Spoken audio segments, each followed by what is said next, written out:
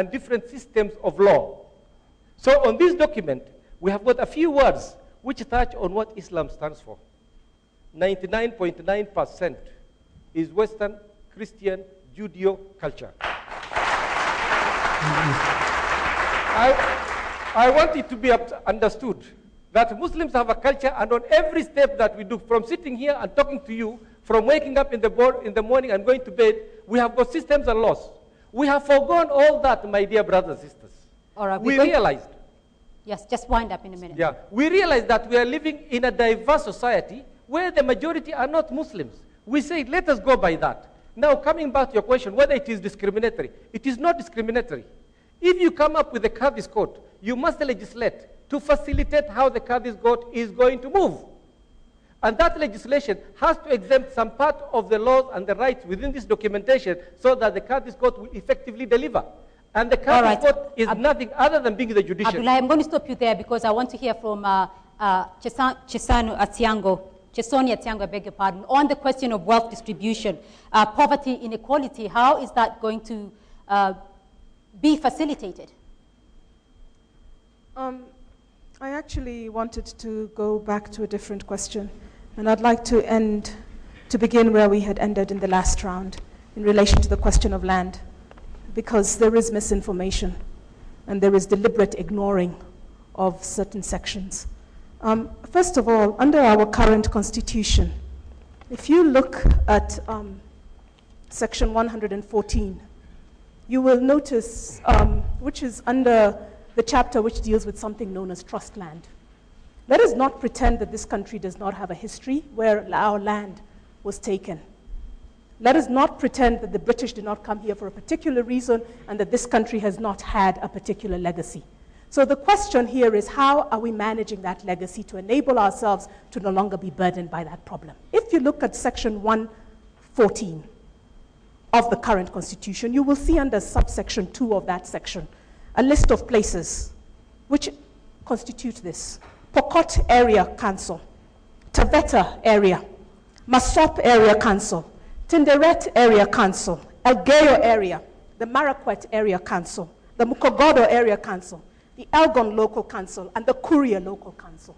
All of these are places that are known as trust lands, that exist currently, that are provided for under our Trust Lands Act, and that are managed because of the peculiarities of the cultural heritage in terms of how people relate to that land. The section that my brother was referring to, the Article 63, is not exclusive. It doesn't say that community land is only on the basis of ethnicity. It is precisely because of the kind of reasons he's raising that it also includes in the definition culture and, more importantly, community of interest. So that all of those would be lands that fall and that are held within that context. I also want to say that it is precisely because of this question that the people of this country were tired of the way in which land has been managed. Because land has been a patronage gift, it has been something that is used in terms of corruption. People wanted land managed effectively, and there are provisions in the chapter on land over here, which came from the people of Kenya, and that is the one chapter that stayed the same. Whether you look at the Bomas draft, you look at the Guy draft, you look at the Wako draft, all those words will be found over there. We're going to return in a minute, but I want to give Peter a final chance there to talk about the issue the lady raised, the issue of health, reproductive health, and why a clause, one clause, is used to misinterpret the entire section. You know, we've been avoiding talking about 26.4, but I think that brings us right there. 43 takes us right back to 26.4. And 26.4 is really the death sentence of future generations of this country. It starts very nicely, abortion is not permitted. It goes on to give at least 4 reasons and circumstances where it will be done. Now, the last of them is really the most worrying, where it says, under any other law. It deals with grounds on which abortion could be procured, then it goes under any other law.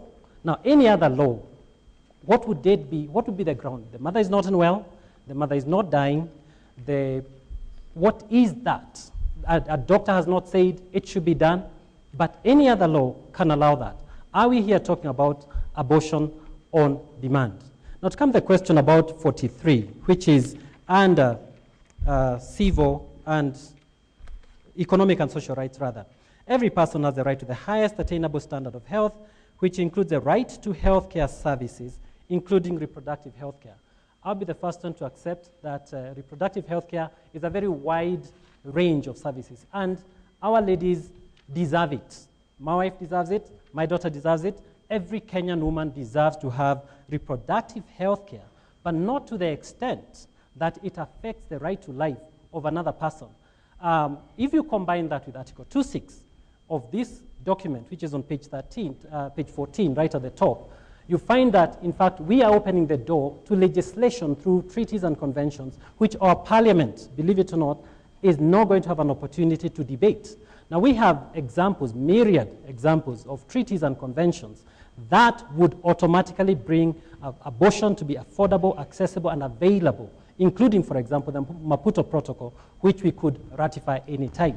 And Parliament, we are saying, will have nothing to do with it. Instead, the executive, which is the one that ratifies treaties, will ratify a treaty, allows abortion to come in. We start killing our children by virtue of law we've not been represented in making, which ties in with 43 and ties in 26.4. And I'm really worried about the devaluation of life which is happening in this country. And let me say, Beatrice, I'm not saying there's nothing good in this document. We have to wind up now because we have to go to the studio for the news headlines, but we will be returning to this very debate in another 5 minutes or so. But I have now to hand over to the KTN studios at our city center studios, where Michael Oyer will be bringing you the news. But we are here live at Brook House in Nairobi, where tonight we are hearing the views of Nairobians on the proposed constitution and what they want after the referendum. We'll be right back.